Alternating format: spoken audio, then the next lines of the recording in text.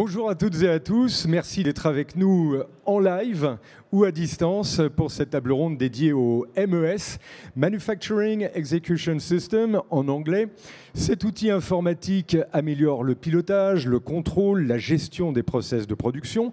Il est multiforme et déployé sur mesure selon les entreprises, leur mode d'organisation, leur chaîne de fabrication, leurs équipements. C'est une étape importante de la digitalisation qui mène vers le jumeau numérique. Nous allons évoquer des exemples concrets et réussis de déploiement avec nos trois invités. Ilyas Karzazi, bonjour. Vous êtes chef de projet international du déploiement du MES chez Safran Aircraft Engines. Éric Yvain, bonjour. Vous êtes directeur général de Saunier Duval ECCI. Bonjour. Et Olivier Mahot, bonjour. Vous êtes responsable transformation digitale pour opération et supply chain chez Somfy. Bonjour.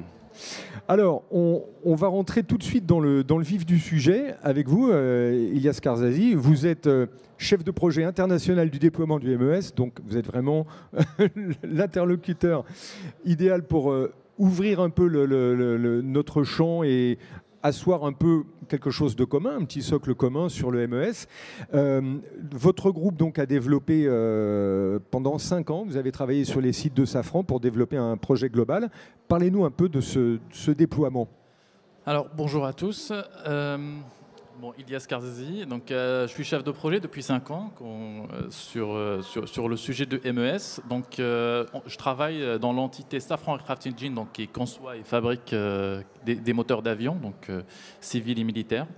Donc effectivement, on a commencé notre projet MES donc, depuis 5 ans et en se basant toujours sur une plateforme donc Apriso et qui était censée être déployé en fait avec un seul corps modèle sur nos 5 sites de production de pièces élémentaires. Il faut savoir que notre projet, elle fait partie intégrante d'un programme de continuité numérique. Donc aujourd'hui, on entend beaucoup parler de continuité numérique, mais il faut savoir que pour avoir de la continuité, il faut vraiment préparer la donnée avant la partie exécution. Voilà, avant l'exécution. Donc on a commencé notre programme en 2012, donc bientôt 10 ans. Donc, qui va de la partie conception du produit, l'industrialisation, la fabrication, l'exécution, donc notre MES sur la partie exécution, et sur la partie montage. Voilà. Donc la donnée, pour avoir cette quantité numérique, il doit être traité vraiment à la source jusqu'à la partie service. Donc notre programme continue. Aujourd'hui, nous avons plus de 4000 utilisateurs. Voilà, dans le monde, voilà, des francophones, des anglophones, donc, puis des gens aussi au Mexique. Donc, on a 5 sites et on est passé par plein d'étapes. Donc, voilà, sur la partie cadrage, on les a intégrés très très tôt, sur la partie en fait conception, les tests, etc. Et aujourd'hui, on a des résultats qui sont satisfaisants. Et on continue de travail. Donc, on travaille sur des sites qui sont en Chine et en Inde. Voilà. Ok. Et l'objectif de départ, vous l'avez dit, donc vous êtes rentré dans la phase exécution il y a 5 ans, mais le programme avait démarré bien avant. On a vraiment cette idée de projet global avec un objectif et puis beaucoup d'étapes et de collaboration. C'est ce que vous avez évoqué aussi entre les équipes.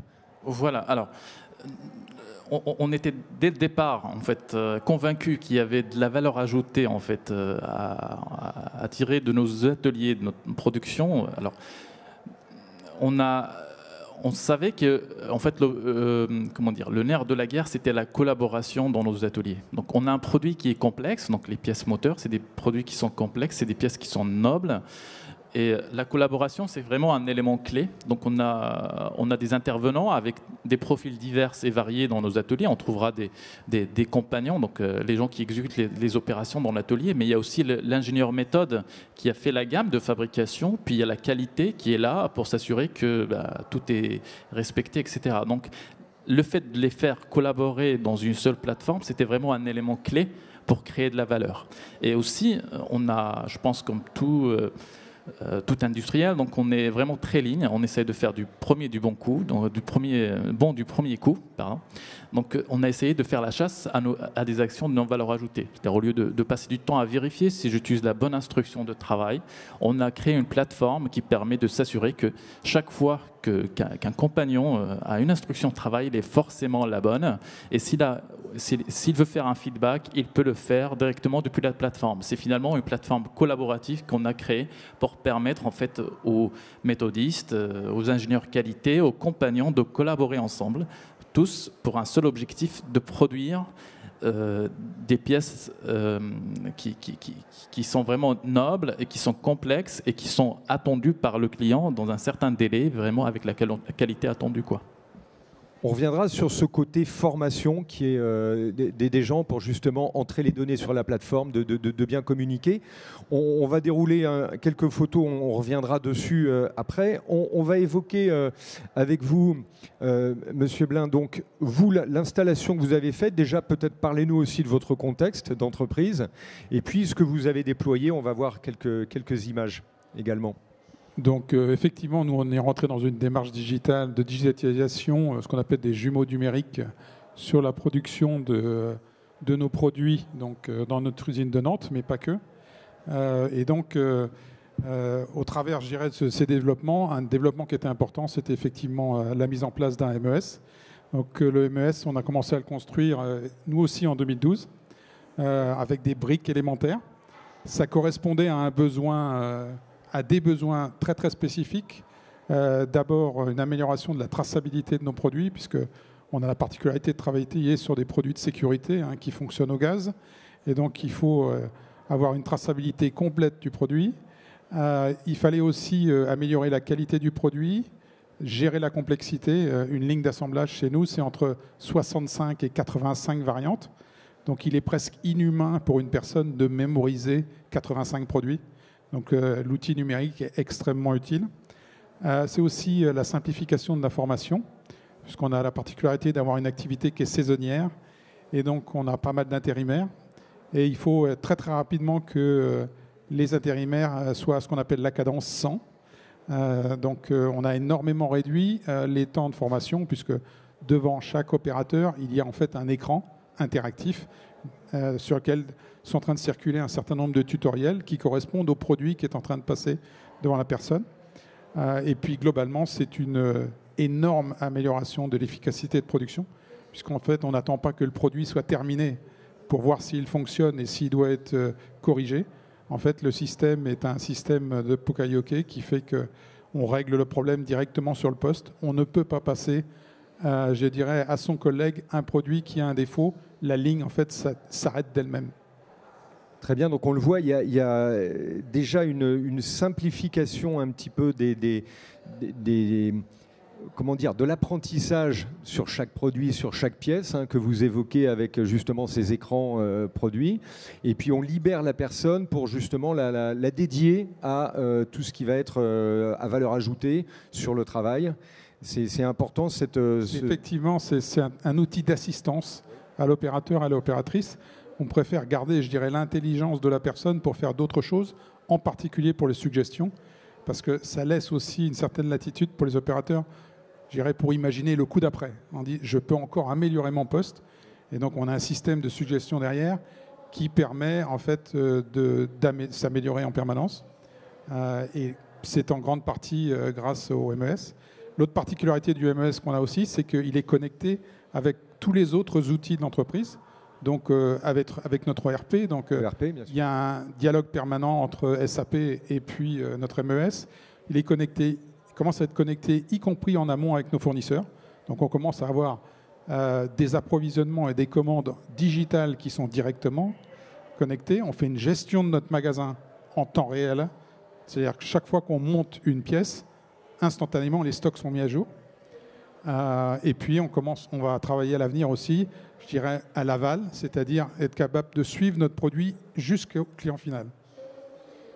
On peut dire, vous évoquez l'ERP, est-ce que le MES c'est un peu le prolongement de l'ERP, qui a commencé quand même bien avant, on avait des ERP il y a déjà 30 ans, où ça commençait chez SAP, et là tout d'un coup, en raffinant presque, en allant plus loin dans la précision de la gestion de l'entreprise globale, on s'est dit tiens, il va falloir faire la même chose sur les ateliers, sur les chaînes de production, et c'était un prolongement peut-être un peu pas naturel, mais disons ça s'est fait un peu comme ça, et d'où cette connexion entre les... On peut dire que le MES, c'est la partie pratique de l'ERP. Tout à fait, oui, c'est ça. L'ERP, c'est la préparation. Oui. Et en fait, c'est la mise en application de l'ERP. Très bien. Olivier Mao, on va évoquer avec vous votre travail chez Somfy. Alors vous aussi, maintenant, vous êtes responsable de la transformation digitale sur tout ce qui est opération et supply chain. Comment vous avez vécu cette entrée dans l'industrie du futur, en fait ? Tout simplement, en fait, l'expérience que je vais partager avec vous, c'est celle qu'on a réalisée en fait, sur un de nos sites proches d'ici, à Rumilly, à côté d'Annecy, où on a mis en place une solution complète MES. Et donc total. Et donc c'est plutôt ça que je partage avec vous, qui m'emmène aujourd'hui à avoir ce poste de transformation digitale pour partager cette grande expérience sur l'ensemble de nos sites. Donc ce qu'on a fait en fait sur le site de Rumilly, la problématique qu'on avait, l'enjeu, c'est qu'on fait des produits connectés, des produits d'alarme. Et donc on est sur un marché grand public extrêmement concurrentiel et on avait cette vocation d'être présent, d'être optimum et surtout d'être compétitif. Donc pour ça, on a eu une approche en fait en 3 temps. D'abord, on s'est dit comment on peut améliorer l'usage, comment on peut améliorer en fait les modes de fonctionnement de nos opérateurs, nos opératrices au sein de l'usine. Et donc là, on a réfléchi comment on fait des produits connectés. On s'est dit on fait de l'UX, donc de l'expérience utilisateur. On a dit on va faire l'expérience utilisateur de nos opérateurs dans un environnement connecté. Donc on a réfléchi à tout ce programme, qu'est-ce que ça allait être. Et donc derrière, on est allé chercher des solutions techniques pour pouvoir mettre en œuvre en fait cette simplification. Clairement, supprimer les tâches à valeur ajoutée. Et donc naturellement, c'était tourné sur le MES. Ça a été vraiment la brique qu'on a choisie. On disait tout à l'heure, c'est le prolongement de l'ERP, et je suis tout à fait d'accord. Moi, je dirais que même c'est la brique opérationnelle temps réel des opérateurs et des opératrices et des opérations. C'est elle c'est le poumon. Elle vient dire ce qui se passe dans l'usine. À tout moment, on est capable de savoir en fait qu'est-ce qui s'y passe et comment réagir. Et on s'est dit, avec ces 2 briques-là, la troisième, c'était de passer, en fait, d'être capable de faire de la personnalisation de masse au coût de la production de masse. C'est-à-dire qu'on s'est dit, dans ce marché très concurrentiel, nous, on va se différencier sur des petites séries, mais à des coûts extrêmement compétitifs. Et donc, quand on a bâti cette stratégie-là, derrière, on s'est dit, avant de commencer à numériser, on a fait du lean. Très simplement parce qu'on a dit, grâce au lean, on a revu nos processus, nos procédures, nos façons de fonctionner. On a fait avec du papier, on a expérimenté avec du papier. Et lorsque tout ça a été bien calé, on a digitalisé chacune des briques les unes après les autres en utilisant le MES. Donc tout d'abord le temps suivi de la performance en temps réel, puis après suivi de la qualité et enfin l'ordonnancement. Et maintenant on a même la maintenance qui est dedans jusqu'à en fait le pilotage des rapprovisionnements entre le magasin et la ligne de production. Tout ça, ça a amené des gains considérables, mais surtout, je pense que aujourd'hui, on voit que l'outil, il est prépondérant au sein de l'usine. Il a amené de la fluidité dans les communications. On parle avec des faits et pas des impressions. Donc ça, c'est un vrai changement. On sait où est le problème, comment le résoudre, les caractériser, les ranker. Donc ça a amené en fait un changement de mindset complet. Clairement, où toutes les tâches en valeur ajoutée ont été supprimées. On travaille vraiment sur qu'est-ce qui apporte un plus au client et comment améliorer la performance de l'usine. Alors, ce que j'aime bien dans ce que vous dites, c'est le coup de partir du papier. Ça, on revient à quelque chose de très, tout d'un coup, très pragmatique. Le papier, la calculette, on y va, on travaille. Ça s'est passé un peu comme ça. Mais c'est à peu près, c'est exactement ça. En fait, ça a été le papier, on a testé, c'est bien, super, ça donne la procédure, en tout cas le cahier des charges. On a derrière en fait numérisé. Et dans notre étape de numérisation, en fait, donc on a fait tout ce projet-là en fait avec la société Astrée. On a eu une approche en fait pas à pas. C'est-à-dire que, et ça c'est aussi important, c'est de se dire en fait on n'a pas mis toute la solution complète. On savait où on voulait aller, mais on a mis brique par brique. Pourquoi ? Parce que du coup ça permet de bien cranter chacune des étapes. Le premier gain généré par la première brique permet de payer la deuxième, et donc en fait on s'est auto-financé en fait au fur et à mesure du déploiement de la solution. Et surtout c'est que ça affine les usages. C'est-à-dire que la première brique vous apprenez, vous dites pour la deuxième par rapport à ce que j'ai appris, voilà comment je vais corriger. Et donc ce processus d'agilité en fait, mais qui finalement du lean, nous a permis en fait aussi d'aller vite et de répondre aux besoins du client qui était l'opérateur et l'opératrice. Le gros changement dans le MES, c'est qu'avant, je vous pose la question, je pose l'histoire. Avant, on fabriquait un produit, on arrivait au bout de la chaîne, on se disait, tiens, est-ce qu'il va bien ou pas ? Là, il y a cette idée de fragmenter, de séquencer un peu, vraiment beaucoup d'opérations pour améliorer chacune. Et du coup, c'est comme ça qu'on arrive à cette qualité, cette excellence maximale. Il y a un petit peu ce process-là qui rejoint votre préparation de travailler en brique, par petits pas, on avance. C'est un peu ce nouvel état d'esprit qui est en vogue, qui est en action. Alors chez nous, c'est vraiment le cas. Alors il faut savoir que une opération chez nous, c'est à peu près en fait 500 exigences à satisfaire. Donc voilà, à la fin de l'opération, il faut qu'on s'assure que les 500 exigences, en fait, ils sont validées. Donc avant, le travail était papier. On parlait de fiches suiveuses atelier. Donc voilà, c'est un travail qui est nécessaire parce qu'il ne faut pas faire de compromis avec la qualité, surtout dans notre domaine, dans l'aéronautique. Et aujourd'hui, effectivement, avec notre MES, cette tâche-là est faite par la solution. Donc la solution, en fait, elle va s'assurer de deux choses qu'on n'a pas oubliées, parce qu'on peut oublier, ça nous arrive, de valider cette exigence, et que cette exigence-là, elle est OK, elle est validée. Quand je parle d'exigence, par exemple, le diamètre, donc ça peut être une exigence. Donc la valeur ajoutée, la valeur créée, les gains qui sont associés, qu'on a fait à ces vérifications, nous aussi, ça nous a permis d'aller encore plus loin.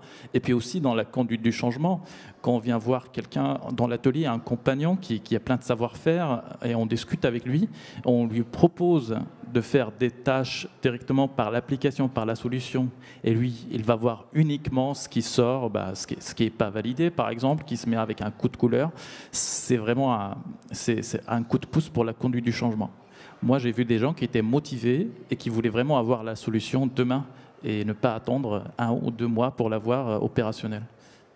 C'est un élément fédérateur, ça peut être un point vraiment important pour ceux qui nous écoutent, qui ont envie de passer le pas et de franchir le cap. Il y a ce côté fédérateur, parce que vous aviez, dans la préparation, vous aviez dit cette belle chose, l'usine s'affiche, tout d'un coup, on sort de l'atelier, avant, il y avait la chaîne de production, on ne sait pas trop, des fois, ce qui se passe là-bas, alors que là, on va valoriser chacune des séquences. Il y a un côté, tiens, on fait émerger à la fois l'excellence de chacun des postes. Il y a ce côté-là et c'est fédérateur. Moi, je dis souvent, vous avez raison, l'usine s'affiche. Elle devient visible. Et donc, du coup, ça amène aussi une notion de changement dans les attitudes, parce qu'en fait, ça demande en fait de la transparence, de l'intégrité, puisqu'en fait, tout devient visible.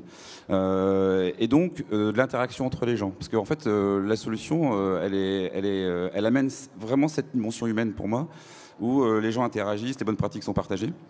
Et ça va même plus loin, en fait, c'est-à-dire que ça la rend fun aussi. C'est-à-dire qu'à la maison, on a tous des tablettes, on a tous des smartphones. Dans les usines, en fait, aussi maintenant. Donc du coup, pour les jeunes talents, pour les nouveaux arrivants, c'est limite juste un prérequis.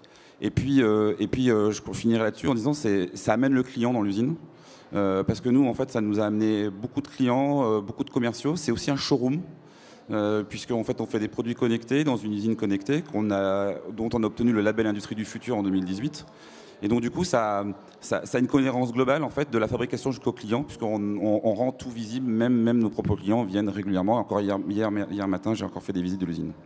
Magnifique, et c'est comme ça, juste pour finir là-dessus, c'est comme ça qu'on va redonner aussi une autre image de l'usine et de l'industrie en fait au grand public, finalement. Exactement, non, mais exactement. Ça a renforcé vraiment, en tout cas sur la place de Rumilly, ça a quand même renforcé notre position. Et aujourd'hui, vraiment, on a même des intérimaires qui nous disent je prends pas d'autres missions, j'attends que vous me rappeliez parce que travailler ici, c'est vraiment génial. Et je pense que quand on est arrivé là, on a gagné, quoi. Carrément, bravo. Eric, on a exactement les mêmes conclusions. Donc c'est un facteur d'attractivité énorme pour les jeunes générations. Donc on a des jeunes employés aujourd'hui qui rentrent dans l'entreprise, qui sont déjà digitalisés à l'extérieur. Donc, et ils voient en fait le prolongement dans l'entreprise. Pour eux, l'entreprise, c'est exactement le même modèle. Là aussi, nous, le fait qu'on ait été labellisé Vitrine Industrie du Futur, le 33e établissement en France en mai 2017, ça nous a fait venir énormément de monde et c'est vraiment très très important. Et en fait, l'approche client aussi, on commence à y réfléchir très très sérieusement parce qu'on envisage à terme qu'un petit peu à l'image d'Amazon, dans quelques années, un client soit capable de suivre en fait la genèse de son produit. À partir du moment où il a commandé son produit, sachant que tous les produits qu'on fabrique sont des produits commandés, on a le nom d'un client sur chaque produit que nous fabriquons, eh bien, le client final, il va être capable de savoir oui, mon produit il est programmé, oui, l'approvisionnement est en cours, tiens, mon produit vient de rentrer en chaîne, 28 minutes plus tard, tiens, il sort de chaîne, et il est déjà en route vers la filiale commerciale. Donc ça, c'est la transparence complète de l'industrie du futur. L'industrie du futur, ça sera quelque chose visible de l'extérieur, c'est évident. Alors visible de l'extérieur, et puis aussi, après je vous donne la parole, il y a ce côté, on rapproche finalement les gens. Il y avait une crainte en se disant, tiens, on va rentrer dans le digital, ça sera complètement anonyme, il n'y aura que des robots, il n'y aura plus personne, et en fait pas du tout. On voit que finalement le numérique peut aussi être un facteur de fédération, de rassemblement un peu, et puis de connexion, de lien plus rapproché, finalement, ce que vous évoquez, avec le client, avec toute la chaîne de production. Et on peut même y envisager d'avoir des gens dédiés aux clients, un peu dans tout ce process. On sait qui bosse sur la pièce, comme chez Porsche quand ils signent les moteurs. Il y a ce côté-là. C'est un caractère aussi de responsabilisation des opérateurs et des opératrices. Parce qu'avant, quand une personne, déjà, la personne ne savait pas toujours qu'elle avait fait une erreur, s'en apercevait des fois trop tard. Et donc, c'était toujours embêtant pour un opérateur-opératrice de s'adresser au superviseur en disant « je crois que le produit qui est déjà au bout de la ligne, là, je crois que j'ai fait une erreur ». Là, en fait, le système est tellement verrouillé que c'est une interaction constante entre la machine et la personne. La machine lui dit « non, tu es en train de te tromper ». Donc, par exemple, quand on prend un composant chez nous, si on met la main dans une mauvaise boîte, en fait, on a des lumières qui s'allument qui disent « non, ce n'est pas le bon composant ». Okay, donc, ça se passe, l'erreur est d'abord acceptée, et c'est à la personne de résoudre, je dirais, l'erreur seule. Je compléterai juste, et sur le changement de mindset que j'évoquais tout à l'heure, je pense que ça a permis de passer d'un mode où je produis ce qu'on me demande de produire à pourquoi je le produis et comment. Et donc du coup, ça a augmenté le travail des gens. On parle de réalité augmentée, mais le MES, qui est la brique principale de l'industrie du futur, a augmenté le travail des gens, l'a rendu plus intéressant, plus attractif, et du coup a donné du sens à ce que je fais et comment je peux améliorer et interagir sur la qualité de ce que je fais. Exactement. Vous vouliez rajouter tout à l'heure, Ilias? Je peux qu'être d'accord avec ce que vous avez dit, mais alors il y a l'aspect humain. Donc, en tout cas, chez nous, c'est la solution vraiment. Tous nos opérateurs adhèrent à cette solution. Et là, c'est vrai worldwide. Donc, pour des gens de culture française ou américaine ou mexicaine, donc tout le monde en fait travaille sur la même solution. Puis tout le monde est convaincu de la valeur ajoutée de la solution. Donc, c'est une aide. Et en plus de cela, donc cette solution, ça leur a permis d'avoir une certaine agilité par rapport. Donc c'est du temps réel, hein, en opposition à l'ERP qui peut avoir parfois un certain temps de latence. Notre MES, c'est du temps réel. Donc on peut avoir une agilité dans l'atelier grâce à cet outil-là, cette solution-là, parce que ça ouvre en fait le champ des possibles. Donc on a beaucoup plus de possibilités, puis on a de l'agilité dans un monde où on doit faire des produits plus vite, en rupture. Donc aujourd'hui, on parle par exemple d'aviation décarbonée. Donc ça va nécessiter vraiment des sauts technologiques énormes. Il faut réduire les cycles de développement, de validation, sans compromis avec la qualité. Voilà. Donc aujourd'hui, notre démarche s'inscrit aussi dans cette perspective-là. Si on vient j'aimerais qu'on évoque aussi la transmission des savoirs, ce qu'on évoquait tout à l'heure, le fait de l'usine s'affiche, tout d'un coup les gens sont valorisés dans leur savoir-faire. Il y a peut-être ce côté-là aussi que, tiens, on va déléguer, on va bien définir et formaliser le savoir-faire de chacun. Et ça sera peut-être une donnée importante dans la transmission des savoirs. On le voit déjà dans la formation, on voit que ça change, ça bouge les lignes. Vous pensez que ça peut avoir un effet positif aussi dans ce côté-là, la transmission des savoirs? Les gens qui avant bossaient un peu dans leur coin, et là on va leur dire, tiens, alors, ces phases-là, comment tu les fais, comment ceci, cela. Il y a un effet positif là-dessus, vous le ressentez ou pas? Alors sur l'aspect knowledge management, donc c'est quelque chose d'important pour deux principales raisons. Donc, la première, c'est que pour déployer une solution MES, on est obligé, ou bien c'est nécessaire, de revoir toutes nos gammes, toutes nos données d'entrée. Donc, on ne va pas digitaliser nos gaspillages. Donc, il faut revoir. C'est une occasion de revisiter, voir, optimiser nos process. Donc, ça, c'est important. Donc, ça fait collaborer aussi les gens, ça crée de la valeur. Et la deuxième chose, c'est aussi, en fait, ça permet d'avoir un savoir qui est écrit. Par exemple, je vous donne un exemple simple.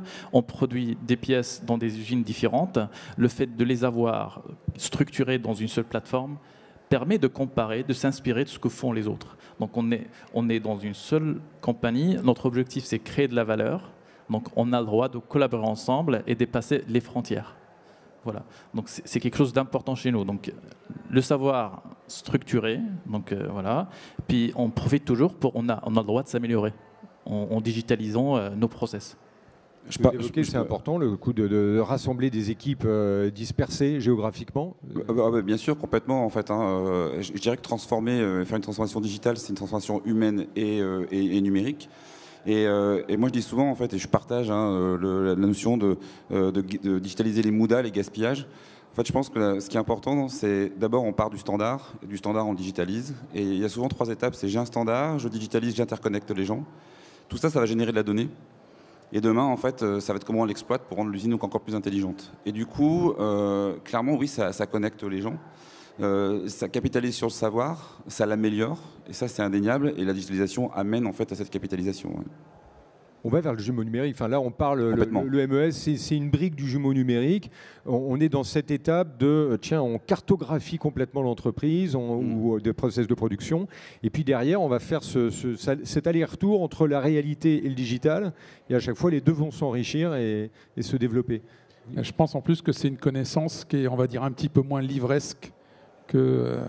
Donc nous, on le voit aussi avec les jeunes générations. Les jeunes générations ne veulent plus apprendre avec des cours magistraux, etc. Donc là, c'est plus, je dirais, c'est plus l'époque tutorielle.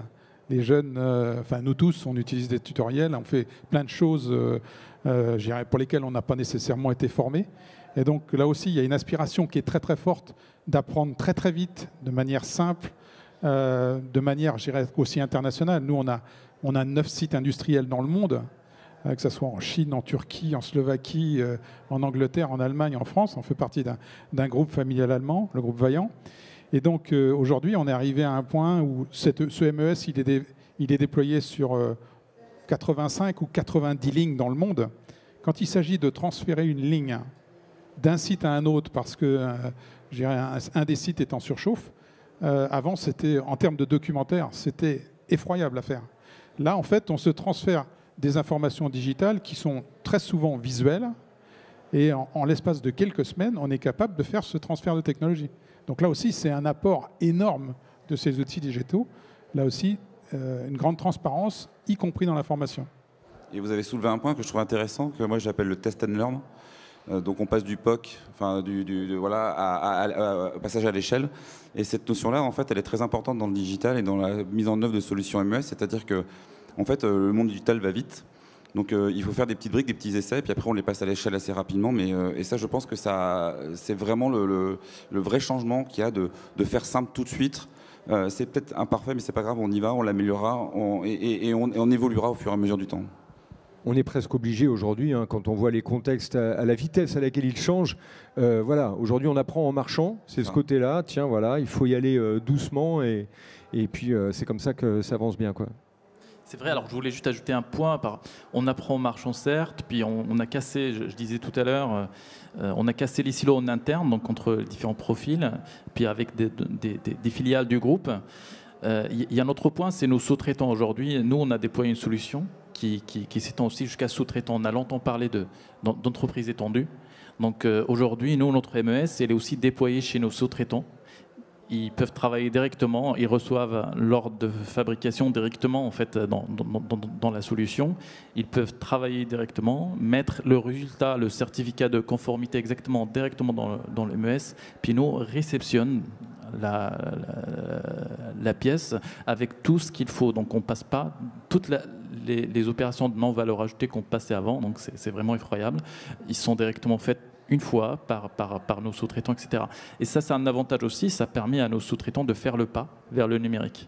Donc on a tous besoin de nos sous-traitants, donc c'est une manière aussi de les aider dans leur transformation. Un des gros avantages aussi, et excusez-moi je rebondis, mais c'est aussi en interne, c'est-à-dire qu'avec ce qu'on a vécu, la pandémie, le fait d'être confiné à la maison, le fait d'avoir un MES et d'avoir du digital, c'est que votre usine, elle est chez vous à la maison aussi également. Et donc vous pouvez superviser les opérations, diriger finalement à distance, ordonnancer depuis la maison et voir ce qui se passe en fait sans être sur site. Et ça, c'est un vrai plus. Nous, on peut même visualiser dans nos bureaux les déplacements sur la ligne. Parce qu'en fait, les lignes sont bardées d'antennes. Donc les opérateurs ont un RFID sur eux. Il y a un RFID sur le chariot sur lequel on monte le produit, un RFID sur le produit. Et donc, on peut visualiser en temps réel en fait, le produit qui se déplace, les personnes qui se déplacent. Donc quand il y a des personnes qui nous disent j'ai du mal sur tel poste, on lui dit oui, on sait très bien, on le voit, on le mesure, on sait exactement, je dirais, de combien tu souffres. Donc, et puis pour revenir aussi sur le lien avec les fournisseurs, nous on a des fournisseurs internes, puisque les sociétés en fait, les entreprises ou les ateliers ne fabriquent pas nécessairement les mêmes produits. Nous on récupère des sous-ensembles des autres sites, sachant que les autres sites ont exactement le même site, je dirais le même système, le MES. En fait, on récupère toutes les données, par exemple d'un assemblage, d'un sous-ensemble, on le récupère au moment où on l'enregistre avec notre code barre. Et donc, on mémorise ça dans l'assemblage de notre produit. Et donc, on stocke jusqu'à 200 opérations dans la carte d'identité du produit, 90 informations de test, et tout ça. Donc, toutes ces informations digitalisées, on les stocke, y compris, je dirais, chez nos sous-traitants. On les stocke, et on les stocke pendant 30 ans dans un serveur en Allemagne. Donc, si dans 30 ans, on nous pose la question, tel produit, qu'est-ce qui est arrivé à ce produit? On est capable de dire... il a été produit à telle heure, telle minute, avec tel opérateur. Voilà, toutes les opérations, les serrages, les coupes de serrage, tout ça, ça a été fait. Donc au moins, quand le produit a quitté notre établissement, il était bon. Ça, c'est de la traçabilité, alors, on peut le dire. On le voit, alors il y a peut-être un côté, il y a des gens, ça leur fait un peu peur. Oui, mais on va avoir des puces, on va avoir... D'ailleurs, on peut se dire que les joueurs de football, ils les ont aussi, hein, les traceurs dans le t-shirt. Donc, c'est pas réservé qu'à une catégorie de personnes. Mais on le voit, il y a quand même une volonté d'efficacité, d'ouverture. Ce qui est intéressant, ce que vous disiez, c'était ce lien, tout d'un coup, cet encouragement à accompagner les sous-traitants dans leur digitalisation. Ça va être une étape importante parce qu'on le voit, c'est une des plus-values du MES tout d'un coup de pouvoir étendre son action. Là, on parle dans vos unités, puis après, tiens, on peut ouvrir une porte sur certains sous-traitants, ce qu'on évoque là. C'est un maillage qui est hyper intéressant, ça, pour la performance. C'est une ouverture qui est extraordinaire. En fait, ça ouvre une visibilité que moi j'appelle end-to-end, c'est-à-dire que du fournisseur jusqu'au client. Et l'usine du futur, en tout cas le MES et toutes ces suites logicielles, en fait, ouvrent les portes. En fait, ça décilote au-delà même du site. C'est-à-dire qu'en fait, tout s'interconnecte de nos fournisseurs jusqu'à notre client. Les objets connectés offrent cet avantage depuis très longtemps, hein, puisqu'en fait, on est capable même jusqu'à l'installation du produit.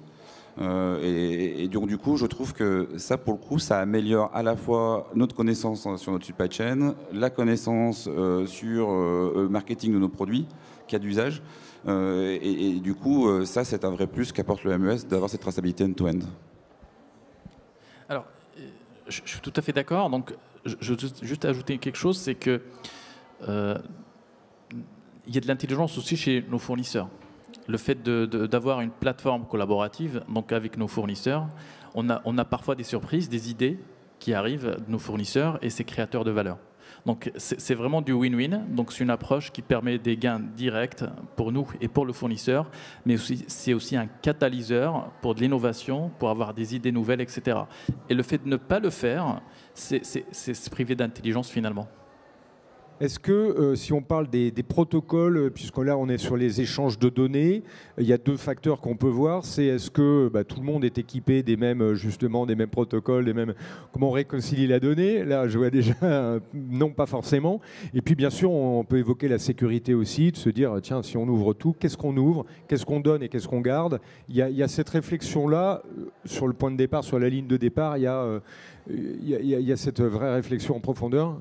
Parlez-nous de votre expérience, monsieur. Au moment où on a démarré sur le MES, déjà, il n'y avait pas vraiment de solution clé en main MES. Donc, le groupe Vaillant a décidé de développer son propre MES, qui est compatible avec rien, c'est clair.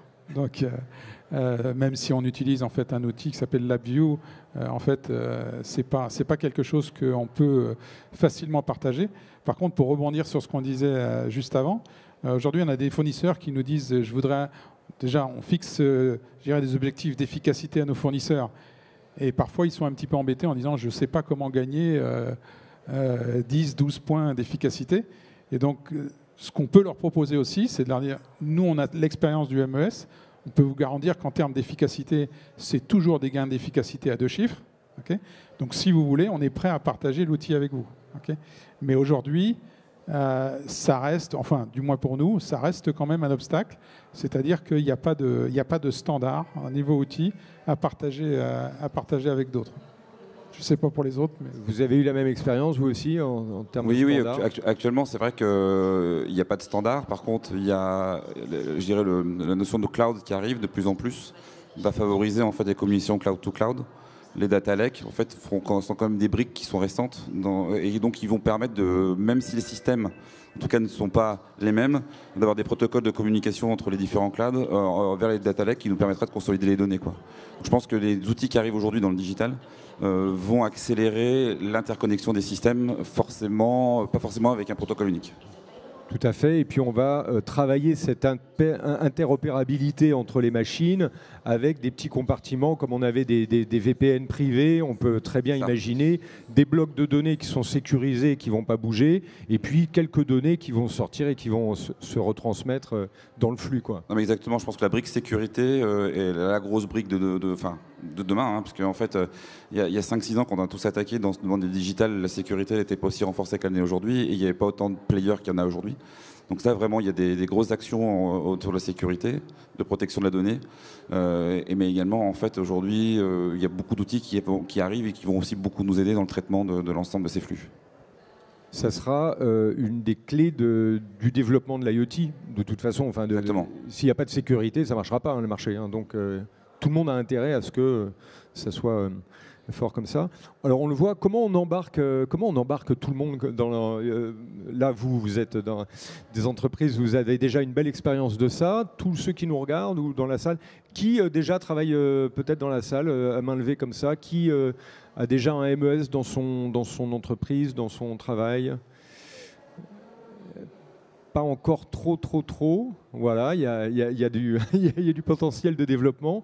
Comment vous le vivez, Eric? Vous voyez des deux côtés de la frontière, on va dire, il y a l'Allemagne, puisque vous êtes dans un groupe allemand. Ils sont très développés par rapport à nous. Comment ça se passe? On est tous au même niveau. Hein, donc non, mais bien sûr. Qu'on soit chinois, français, allemand, voilà. On utilise tous les mêmes outils, on est au même niveau de développement, il n'y a pas de favoritisme. Voilà. Et en fait, moi, je pars toujours du principe que le digital, ça correspond à un besoin.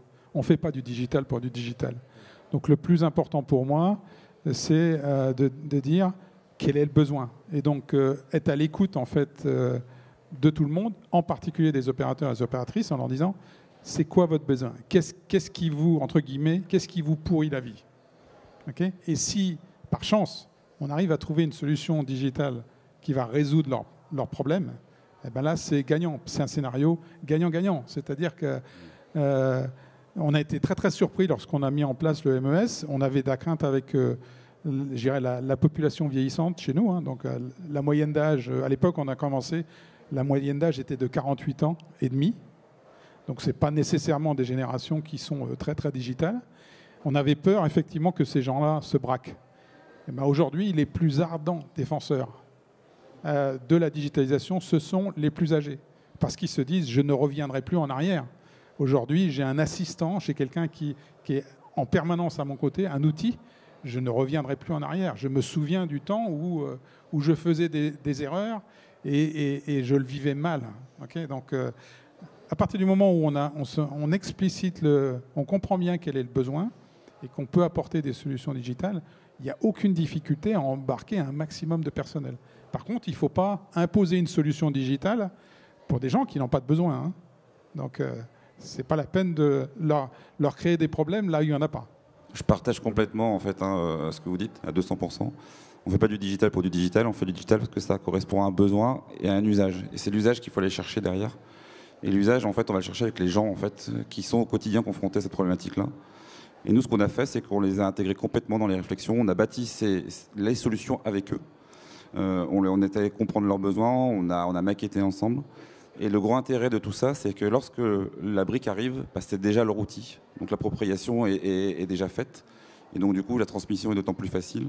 Et ce que vous disiez, effectivement, hier matin, j'en disais, si demain on enlevait tout, on faisait marche arrière, tout le monde m'a dit, hors de question. Jamais de la vie.